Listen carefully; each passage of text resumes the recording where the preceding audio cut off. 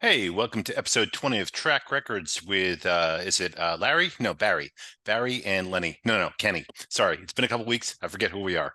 But yes, this is episode 20, and we need to pick up where we left off because I had a couple more things to say, as I'm sure you did as well. If you recall, we were talking about the when Lindsey Buckingham and Stevie Nicks joined the remnants of Fleetwood Mac. Mhm. And as I was saying, that is not just like Mick Taylor replacing Brian Jones. That is not, whoever, replacing, Kenny Jones replacing, Keith Moon or whatever. This is a band that had been successful. Fleetwood Mac definitely had some success, but what they were left was the remnants. It was John McVie, the bass player, Mick Fleetwood, the drummer, and Christine Perfect at the time, the keyboard player and singer. And that was it. And it was either find someone else to augment the band or break up. And so they chose someone. And Lindsey Buckingham was known within the industry as a very good guitar player. But I think that's all they knew. And they certainly didn't know his girlfriend. As you pointed out, she was, they'd done a record together, she and him, but she was a waitress basically. Mhm. And so to go from that to releasing what was the best-selling record of all time, that is mind-blowing. That is not just, oh, it worked, like, or oh, it was a good idea, it could have gone worse or whatever. I mean, to go from, that's like being picked off the street and like being the Super Bowl winning quarterback. I mean, it's just unbelievable. It just doesn't, that happens in movies, you know. Yeah. It's just and I'm not a big Fleetwood Mac fan. I don't dislike them. I don't love them. I like them. I certainly had rumors. I don't think anyone on this planet didn't have rumors. um and But it's just amazing. And it's also interesting. Fleetwood Mac is one of those bands where they had one sound early on they were very successful with, and then a very different sound later on that they were very successful with, much like the Bee Gees. The 60s Bee Gees are very different from the late 70s Bee Gees. Both interesting sounds, both really good, but very different. And another band like that I was thinking about was King Crimson. Because the late 60s, early 70s King Crimson, very good. I really like that stuff. But the 80s King Crimson was very different, although equally good, actually, in my mind, better. But certainly a very different sound, but very successful as well. It's interesting when bands do that. Yeah. And to keep that level of success or to surpass the earlier success. So, to your point about Fleetwood Mac becoming even bigger when Lindsay and Stevie joined, some would say better too. It was a Yep. completely different band. Yep. They went through so many uh, incarnations and phases and different sounds, and I like them all, actually. Yep. I like the really early bluesy stuff. I like that mid-period stuff where I forget that they had two guys join after Yeah. Danny uh, Kerwin. Yeah. after And after him, though. oh, There was a after him. couple guys. Yeah. I can't even remember their names. They were with them for like an album or two, and then they morphed into that phase when Bob Welch was like the main songwriter and singer, and then it was the Stevie and Lindsay period. But can you think of any other band who had such a lineup change, and they actually surpassed what they had achieved before from like a commercial level or even an Right. artistic level? Is Right. there anybody else who's done it like that? I don't know. Bands who've had when bands have lineup changes, it's usually a bad sign, unless it's one guy. Because again, Mick Taylor replacing Brian Jones, um, you know, the Stones records with him were better than the ones with Brian Jones. That's not just because of Mick Taylor. That it has to do with so many other things. It's just the Stones hitting their stride. But Mhm. but again, that was changing out one member. When Bill Wyman left, they were changing one member. So guys have left. But not that many people, and not constant churn. I can't think of any successful band that's had constant churn, unless it was a band like there was more of a collective, like Steely Dan, where Mhm. Fagan and Beck were always there, but the other guys were changing. That's different. That's a different sort of thing. But I mean, you look at any of those other bands, and there was never constantly, this guy coming, this guy leaving, this person. I mean, I can't think of any. Can you? God, I'm trying to think of one, but I cannot. Because all bands have some changes, like Yes, Pink Floyd, but again, not to that level. Mm, um, the Clash certainly did not succeed in that arena when Mick Jones quit and they got those two other uh, no namers. Yeah. Joe Strummer enlisted two no namers for that last Clash record, Cut the Crap, And that did not which work. is like infamous for its, you know, it's infamous because it's such a shitty record. Yeah. And I suppose they changed drummers before, but one was the original drummer, then it was replaced, then back, and they sort of went back and forth. And so that was a different sort of thing. So yeah, I guess we'd have to I'd have to think about it for a long time to come up with anyone who competes with Fleetwood Mac in that area. Because the only, That's only other thing I can think interesting. of, and it's still not the same, is like Jimi Hendrix went from the Jimi Hendrix Experience to the Band of Gypsies, so changing members like Still, that. But it's still Hendrix. yeah, it's Yeah. just not the same, you know. There might be some sports analogies where one that I could think of off the top of my head, since you're such a Boston boy, is when Tom Brady replaced Drew Bledsoe. It's like, oh no, who's this guy?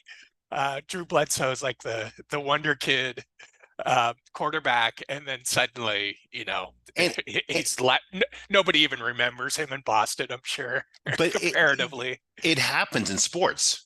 It just doesn't happen in Yeah, rock and roll. yeah. And again, I mean, Fleetwood Mac again to the point where, as you said, when Bob Welch joined, he really took over the band.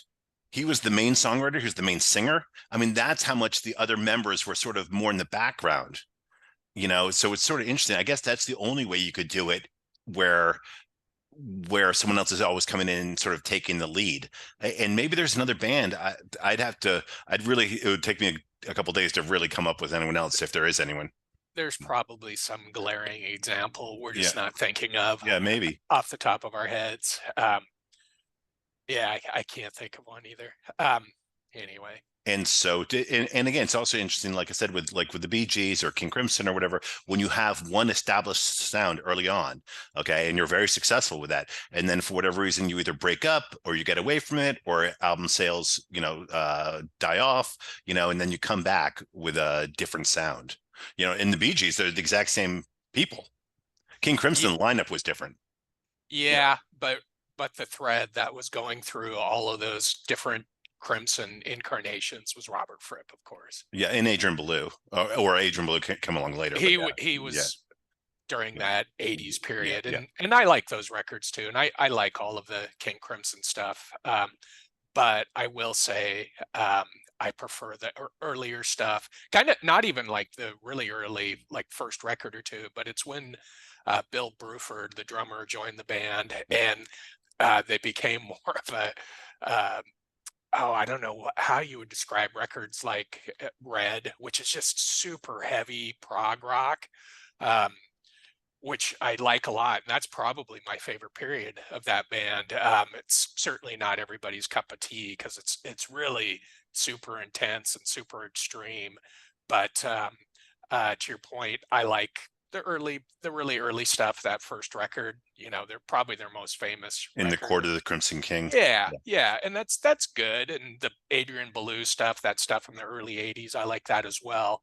But Did you the middle period is what really does it for me. did you ever see them? Never did. Because No, I unfortunately. I saw them for the Three of a Perfect Pair tour. Hmm. One of the best shows I've ever seen in my life. Top 5 shows of all time. Wow. I mean, just incredible. Just the musicianship. Bruford, Fripp, Adrian Belew, and Tony Levin, an Mm, incredible bass player on that stick bass, which yeah. really propelled the songs. It was really. I wish you could have. Of all the shows I've seen that you were not with me, that's one I would most choose because again, the musicianship was just off the fucking charts. Uh, So was that in a small theater in Boston? it was at the Orpheum, which is probably 3,000 people. Mhm. I'm going to guess Perfect size. between 25 and 3,000. Yeah. And so my sister and I, actually, we only went because her best friend, Andrea, gave us free tickets and we're in the fifth row because her father Jeez. was the lawyer for Don Kirshner. Do you remember Don Kirshner, Of course, the Don legendary, Kirshner's rock yeah, concert. the Do I legendary remember producer? Don Kirshner? So her dad was his lawyer, so we got tickets frequently like that. And so not only was it a great show in a small theater, but we were, again, fifth row. Hmm. And I remember when they went in to dig me, my sister and I leaned forward and sort of looked at each other like, is this blowing your fucking mind or what? I mean, it was that, Hmm. Hmm. incredible. So So speaking of Don Kirshner, yes. it was stuff like that, that Don Kirshner's rock concert Yep. or the Midnight Special, Yep. that that when we were kids, that was the only way you could see all these bands play live on Yep. TV. It was a late Friday night. The Midnight Special ran, I think, from about 71 to about 82 or something. And so Don Kirshner's rock concert was basically a rip off of that with Yeah. the same format, Definitely. but Yep. just as good. Like I Yep. remember seeing Devo on there, and it just blew my mind. If you ever want to see a great Devo performance, look that up on YouTube. It's from, I'm pretty sure it's from right around their second record, so it must be around 79 or something. But if I don't know if you like Devo, but Oh, I do. Yeah. they're still one of my Yep. all-time favorites. And um, it just whenever I watch that, it just takes me back to seeing that for the first time, like staying up late to watch That some great music on a that Friday night. The parents are in bed and everything, and I'm like just on pins and needles. Because oftentimes you wouldn't know who was coming on. right. That was probably happenstance. I don't Yep. think I knew I was going to see Devo that night. It's just it was must see TV for the young music fan at that point. And so your point, it's funny because I was when you said staying up late, I was going to point that out that there wasn't even VCR, never mind and Right. streaming or anything and all. So it was stay up late or not see it. Hmm. And so it was like, oh my God, I gotta stay up like Friday till midnight or till 1 a.m. or whatever because I have to see this. And I definitely did the same thing. There was also a local channel in Boston, channel 68, which would occasionally show during like the early 80s, early to mid 80s, would show local new wave bands. And so like the neighborhoods and human sexual response and in Mission to Burma were all on that. And the great thing is I saw I'm watching the human sexual response, and I believe they were supposed to do What Does Sex Mean to Me, which was their hit if they ever had a Sure. hit. Okay. Sure. And Probably a college radio hit. yeah. And instead they go into butt fuck and they're singing the song of being butt fucked or butt fucking someone else. And I'm watching on TV and I'm like, Right. and I'm watching alone and I'm looking around like, is there anyone else watching this? I cannot believe they're doing this on TV. Because Was that a local yeah, that's what I'm channel? saying. A very local channel. Yeah, it's channel Okay. 68. Like a public Yeah, access channel. yeah, Okay. Okay. Yeah. The stuff you could get away with stuff like that yeah. when But the even though, censors weren't watching. yeah, But yeah, that's still, I'm sure they got chastised for that. yes. Got So their wrists whacked with rulers or something. yes, but also one of the cool things, one of the new wave clubs, the Metro was doing for a while. I think it was about for a year or so. Was they would do a sound. When the band that playing that night would do the sound check. They would let people in for free. They'd sell like hot dogs and beers or whatever, and you could go in and watch the band do their sound check. And So did so you do that a yeah, lot? I did that frequently. Yeah, and Yeah, that was totally cool. And that's such a great idea. it is. And so it's that's part of the problem. Like at one point, like you had to really like be plugged in to like to know music, to know bands and all. Like I remember every week in the Phoenix, the local alternative paper would come out. You had to go get that because you wanted to know who was coming to town. Without that, you had no idea who was coming. And if like the Pretenders were coming, I had to get tickets. If the Clash were coming or X was coming, I had to get tickets. Or Bruce or Elvis Costello or whoever. And because there Or were like Rupert this, Holmes. yes, I never saw Rupert Holmes, and just like that one song. But but but there's a limited amount of bands or artists I loved and wanted to see. Nowadays, it's the opposite. Information, it's like almost information overkill, where it's everywhere and there's two Yeah. zillion bands and you don't know anything, unless like you're still subscribing to music magazines and stuff like that.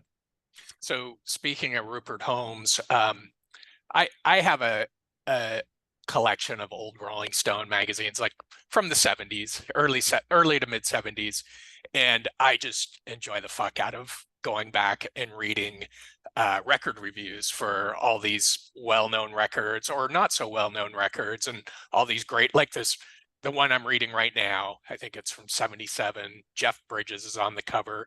There's this great piece on a very young Tom Waits, which is just fascinating. Um, if you've never read it before, which I hadn't seen that before. And it's after Tom Waits had done a record or two. And it's just really interesting to get a glimpse into how the press handled somebody like him in 1977. And so much time has passed and he's morphed into something else completely. But anyway, there was an article, there was a review of a Rupert Holmes record. And the reason I'm even bringing this up, Rupert Holmes, is because you were talking about him a few shows ago, Yeah. saying how one of his songs is a bit of a guilty pleasure for you. And after reading this review, I'm going to hunt this record down. Rupert Holmes apparently wrote commercial jingles, and I think maybe even did some incidental music for TV or movies. But anyway, the way this writer described this record, he made it sound like it was a bit of a great pop record, like super creative, Hmm. and it makes me want to go out and pick it up next time I see it. I forget the name of the record itself, and it doesn't have that song "Him" on there. That's the Okay. one you liked, right? That was Yes. one of his big hits. He had maybe one or two, The other but one is the Pina Colada song, which is that's really right. terrible. That was the Yeah. huge hit. Yeah. But anyway, that's another example of uh, dismissing some musical artist from your younger years when you're very close-minded and or relatively close-minded. And then as you get a little older, you might see an artist much differently as your tastes change and your brain opens up a little bit. But that's a perfect example. Just reading that review in this 1977 Rolling Stone makes me want to hear that record now. Yeah, that's And I interesting. thought of you because it Yes. was Rupert Holmes. Yes. And the interesting thing, the funny thing about like, taste changing and opinions changing and being more open to stuff. Like when I was like first really getting to music, Elvis Presley was so like, he was Passe. horrible. Yeah. I mean, he was just Yeah. terrible. He was overweight. He was bloated. He was doing Vegas residencies. If you'd said, do you like Elvis Presley? I would have said, what are you crazy? The epitome of uncool Yes. when we were teenagers. And same with Frank Sinatra. And Sure. so I would never have listened to that. And now I love them. Um, Um, to that point, when I started getting into punk rock and new wave and whatever friggin' label you want to use for that stuff, there was a period, and this is the only time I did this. I must have been in probably eighth or ninth grade, and I started really getting into Devo, the Clash, the Sex Pistols, Ramones, all that stuff. And it was expanding my mind, and that's what really, really got me into music. And I got rid of all my records that did not fit neatly into that category. So we're talking like Judas Priest. What I had some Black Sabbath records. Basically, who else? Boston. Um, uh, Stuff like that that didn't fit into that genre. And I took them all down to Hot Poop, which was this record store in Walla Walla, which is still there, by the way, and Excellent. traded them for other stuff. And it's just funny because I would never do that now. I would never suddenly shift so much. My taste would never shift so much that I would get rid of everything that came before. And it's just funny to look back on Yeah. stuff like that. I mentioned before that I spent an entire year listening to nothing but country and another year just listening to nothing but jazz, but I did not get rid of, other records I had. Everything else, Yeah, yeah. that Well, is you would have interesting. been older. Uh, I was just a yes. young buck Uh, at 14 or 15. and you'd signed up for the Marvel Mary Marvel marching band. You were like, that stuff is out. I'm a punk. That's it. There's nothing else is That's okay. Yeah, that's what held my attention, and everything else was Yep. just deathly uncool, just Well, like so lame. yeah. No, in particular, like if you're starting, if you're dressing new wave or punk, like I was, not, I was never, I never dressed punk, but I definitely dressed new wave, which is not an inexpensive choice of wardrobe, I'd like to say. But you definitely triggered a couple of things with things you've said, so I'll sort of go back in order. One of them was Oh, talking about, sorry, yeah, before you, I just wanted to put a ribbon on that. yeah, The one band's records that I did keep from before that period, I kept all my Who records. okay, that's That was interesting. the one band Yeah, that didn't fit into that category, that punk rock new yeah, wave yeah. category. I did keep all the Who records, but anyway, back to you. And it's interesting because Pete Townsend felt very threatened by punk rock, and But so he also really embraced it too. yep, yep, He he did, he saw the writing on the wall. yep, He knew that he was a prime target yep, by the likes of Johnny Rotten and all the other punk bands who were basically poo-pooing on all of the old dinosaur bands, boring and old even more farts, so yep, prog rock bands like yep, Yes and yep, ELP. But Townsend, uh, even though he felt threatened, that was because he knew he fell into that category, but he right, also embraced them and saw them, for what they were, which is basically like a new version of the Who, right, you know, yeah, in a no, they way. were, yeah, um, so I'm sorry, yeah, no, you're right, Jingles, who's got her start, what very popular, well-known singer, songwriter got her start doing jingles. I think she's doing it for a couple of years in LA. Was it, let me think, like a well-known, Very well known. Maybe not your cup like, of tea, but very well known, very popular. I don't know. So, well, I'm thinking, my mind immediately goes to Carole King, but she was New York based. So, And this is years after that. oh, okay. Well, no, I don't know who. Sheryl Crow. Okay. Yeah, definitely not my cup of tea. Yeah, yeah, no, and so Yeah. I wouldn't think so, and I'm not a Sheryl Crow fan either. Although it's funny, I realize there's one Sheryl Crow song I like, okay, and then I realize there's one Chris Cornell song I like because I'm not a Chris Cornell fan either, and I realize there's one song by all these people, and I realize what they all are is they're all James Bond songs. So Hmm. I really like her Hmm. song "Tomorrow Never Dies." Hmm. It's a great song, and I really like that, and I really like Chris Cornell's "You Know My Name." And there are a couple others where I like them. I'm not a fan per se, but I just like them and I wouldn't have known them actually if it wasn't for the movie. So Yeah, that's right. You watch all the James Bond you're a big fan of James Bond yeah, movies, not all right? of them, but yes, yeah, I definitely like the James Bond movies, the ones with Sean Connery, a couple of the Roger Moore early ones, and then definitely the Daniel Craig ones. So Those are good, huh? the Daniel Craig ones are excellent. Really? They're really Really? good. Yeah, Huh. just watch the first one. If you don't like the first one, you won't like any of them. If you like the first one, you'll like them all. I just figured they're all just, formulaic and Not the first one in huh. particular. Yeah, And is that Casino Royale? Is that no, the I first think one? I think it's Quantum of Solace, but you'd have to double check that. Okay.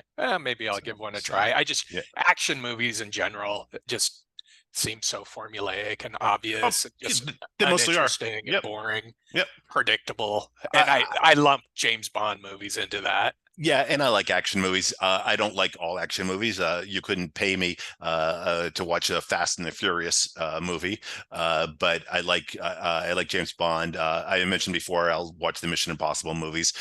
Ooh, There's I'm some. surprised. There movies don't have to be great works of art. I mean, it's great when they are. Yes, they Like do. like Lawrence of Arabia. That's it's fantastic when it's like that. But I'm also there for like turning my brain off 2 hours. The first X-Men movie, really good, really enjoyable. I'm able to just enjoy that, in that sort of way. There are definitely times I just want to watch a fun movie. Like one of the movies that I really like, which I'm shocked you don't like. It's one of my favorites. Is Hard Day's Night, and Um, it's just I a don't. fun romp. So Yeah, I don't know. Um, I don't recall us ever even talking about that. Did I say I didn't like it? yeah, I don't because I recall because I that. because I was surprised. Um, it's just not one that I would go back to. And I just remember watching it, as a teenager and thinking, okay, it's just kind of dorky. I don't know, maybe it warrants another I'd be curious to see what you viewing think as an now. old man. Yeah. But are there any movies you ever watch where it's really just for I mean just for fun is not quite the right way of saying it, but that like you're not looking for a critical success, you're looking for just enjoyment. Well, honestly, that's the only reason I would watch them is just for enjoyment. But there's some sort of visceral reaction that I have to get. Um, that it's not like I sit and analyze them and they all have to be like Bergman movies. Right, that's It's what I'm not like asking. that. Yeah, It's just that if it's an insult to my intelligence, which I, that's so a many low bar. movies are, that's just almost everything that I watch that's new these days um, is an insult to my intelligence as far as movies coming out of Hollywood or coming out of this country, even movies that are like a step above. I don't know. I'm so disappointed by almost everything I see. So, and I know we've talked about this, except for the occasional music documentary, and I had a few that I've watched recently that I wanted to bring up. That's probably a very long answer to your question. I don't even know if I answered your question. Yeah, it's just sort of like, it's sort of like there's some music like I'll listen to where it's just, it's just sort of I don't know if silly is the right word, but it just sort of whatever, like real bubble gum, and I just enjoy it in a way that's very different from something else. And there are movies like that, where I just want to like just sort of relax and just watch the whole thing go on. One of the cool things about the James Bond movies was the sort of travelogue nature. So you're seeing all these different countries, with a lot of the action movies, and so it's the visual effect. Because again, this is not Citizen Kane by any means. It's not, great works of art. Okay. But just fun, you know? Um, Again, Hmm. I that's really what I'm looking for is entertainment. Okay. Nothing more than that. And if fun is entertainment, then sign me up. Yeah. Um, a movie that fits the bill for me, that's very fun, but also just in my opinion, a great work of art. We talked about it, I don't know, a couple weeks ago, Dazed and Confused. That's not Citizen Kane Right. No, that by would any that means. would fit with what I'm talking about. Yeah. But it's all, even though it's goofy and fun, it's so well written and so well crafted that it has a quality that some more, I don't know, recent mainstream stuff doesn't have, in my opinion. What would you say about Caddyshack? Well, Caddyshack, same thing. Okay. Same thing. It's super nuanced. You wouldn't think it is. It's like, oh God, Rodney Dangerfield and Bill Murray and Chevy Chase. It's okay. It's a comedic romp, and it is, but it's also way more nuanced than you would think. And that's what I like so much about Dazed and Confused is it's more nuanced than it would appear to be from, the 20,000-foot view. I, But Caddyshack falls into that category. I think you're taking a movie you like and forcing it to be more than it is so it's acceptable in your viewing. Um, it's not that thought out. Okay.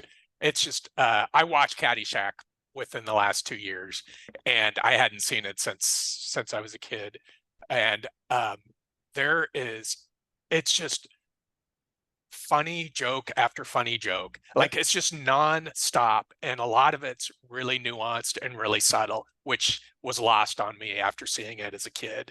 Um, so yeah, I that's one of them that I would put in the same category as Dazed and Confused. And I would say, as far as current movies, by the way, and unfortunately, I had to break it up, and won't even go into the long reasons why. So I've got a half hour left in the movie, so don't say anything. But Okay, really, really enjoying Oppenheimer. really? Really, Huh? I think it's great. Really? Yep. Huh? Okay. Um. Haven't seen it. Okay. Dismissed it. Figured it was, big budget, predictable. See that's ridiculous. Why would you do that? Because of that director, Christopher Nolan. I really like Tenet. I I've really like Memento. Memento's a great film. You must like Memento. I thought it was fine, and I saw it when it came out, Yeah. whenever that was, 99 or whatever, and I've tried watching some of his movies since then, like the Batman movies, and I just that crap. It's just it's glossy entertainment for sure, big budget Hollywood, but to me it's super formulaic and just it does not resonate with me, and that's what I assumed Oppenheimer No, was as it's well, and very different. especially since it won Oscars. That's always a red flag for me these I, days. okay, watch Oppenheimer, and we'll discuss it Okay, another time. it's So I saw that it's on, I it's think, on Prime. Amazon Prime, Yep, yep. so I will check it out. But yeah, I'm surprised to hear that you're I think it's enjoying it so excellent. much. Really, Huh? really good. Okay. Okay, The direction is excellent. The acting is great. It's really. I'm just sorry I didn't see it in a theater. So, um, interesting. and so much better than Barbie. Um, Well, that I would put that in the same yeah, category. It's like it just doesn't pique my interest at all. In fact, it it's something that I would purposely stay away from. the one thing I'll say in its defense and why a lot of people liked it is a very pro feminine point of view, and I think it's good in that way. It's just not my sort of thing. So my cup of tea. But there are times I'm so looking forward to a movie. I was really looking forward to seeing Babylon. I really like Margot Robbie. Speaking of Barbie, and I like Brad Pitt quite a bit. And it was about the early days of Hollywood. I I tried watching it. I couldn't get past 15 minutes. It was so awful, Yep. and that's a perfect example of what I'm talking about when I say almost everything coming out of Hollywood is such shit these days. That's a perfect example. It's got the money behind it. It's got the big stars, and it all adds up to dog shit. But but I did like Once Upon a Time in Hollywood. Oh, that's a different story. Yeah. That's Tarantino. Yeah. But He that's he Hollywood. he's yeah, well, barely. Okay. He calls all of his shots. He Yeah. does. He has complete control over his movies, Yeah. and he's the one outlier. Yeah, I know it's an American movie, but honest to God, that is the last new movie from this country that I think is really great. And I went and saw it 3 times. I love that movie. Just Yeah. No, absolutely love it. I really enjoyed it. And that what was that? That was about 6 years ago. 2019. Oh yeah. Okay. Yeah. 2019. Yeah. So yeah. I think That's that may have been the last movie I saw in a theater because it was right before the pandemic. yeah. So, so The one I saw one after that, or during the pandemic, was that Paul Thomas Anderson movie, his latest one, Licorice Pizza. yeah. And that's another guy who, he has a movie coming out, I'll go see it, and I don't lump it in. He's one of the few remaining auteurs. Him and Tarantino are, I consider, are auteurs in the way that Scorsese used to be, or Brian De Palma used to be, or Coppola used to be. And there's only a couple of them left, and those are two of them. Do you And like what? I'll see anything they put out. Do you like Wes Anderson? No, no, Really? Okay. another auteur, but I think his movies are insufferable Wow, to I me. really like him. I really like I like Moonrise Kingdom. I like Grand Hotel. I really like Fantastic Mr. Fox. I like The Isle of Dogs was awesome. Huh. So, I can't get through. I try because I liked Rushmore, 100 years ago. I liked that well enough. Royal Tenenbaums, totally overrated. And then there's a few movies of his afterwards that I tried to sit through, and I don't like them. yeah, no, and I don't like all his films. I actually am not a fan of those earlier films. But I'd be curious, do you like animation at all? Um, I don't know. Throw some I mean, animated I movies mean, out just there. if you see his movie Isle of Dogs, and let me know what you think about that. Okay, I 'Cause- know of it. I remember Okay, when it came out. because I'm picky about animation. I usually don't go. And so, but I really liked it. Did you like, also switching films and directors? Did you like Shape of Water? No, Okay, I really no, like that film.